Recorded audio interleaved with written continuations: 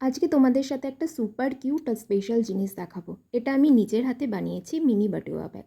সত্যি বলছি, বানানোর পর নিজেই এত ভালো লেগেছে যে তোমাদের সাথে শেয়ার না করে পারলাম না। তো প্রথমে তোমাদের একটু ক্লোজ থেকে দেখাই যে কেমনভাবে ব্যাগটা আমি তৈরি করেছি। এটা এতটাই ছোট বা খুব স্টাইলিশ। আমি এটাতে একটু ট্রেডিশনাল টাচ দিয়েছি যাতে শাড়ি বা ওয়েস্টার্ন সব কিছুর সাথে ইজিলি ম্যাচ করা যাবে।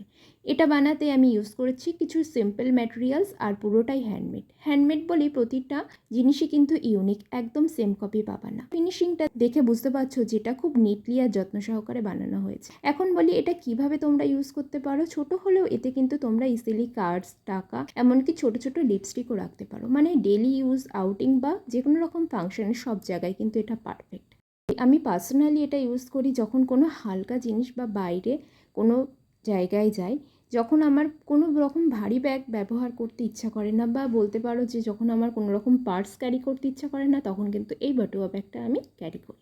একদম হ্যান্ডমেড, কিউট আর স্টাইলিশ। আর একটা কথা বলি, হ্যান্ডমেড জিনিসের কিন্তু একটা আলাদা চার্ম থাকে, কারণ এতে শুধু জিনিস থাকে না, একটু ইমোশনও থাকে। তাই তোমাদের বলি, যদি ভালো লাগে অবশ্যই আমাকে কিন্তু জানাবে।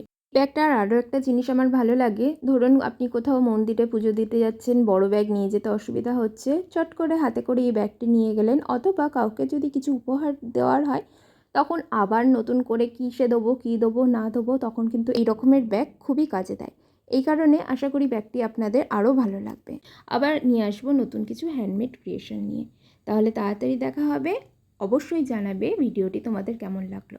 আর বটুয়া ব্যাগ বা কোন ধরনের ব্যাগ তোমরা সবচেয়ে বেশি পছন্দ করো সেটাও কিন্তু অবশ্যই আমাকে জানাবে। তাহলে পরবর্তীকালে আমি সেই রকম টাইপের কিছু ভিডিও তোমাদের সামনে নিয়ে আসার চেষ্টা করব।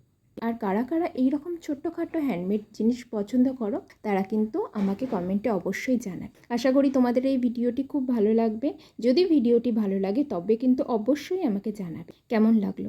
ঠিক আছে, আজকের ব্লগ এখানেই শেষ করলাম। আবার নিয়ে আসবো নতুন কিছু হ্যান্ডমেড ক্রিয়েশন নিয়ে।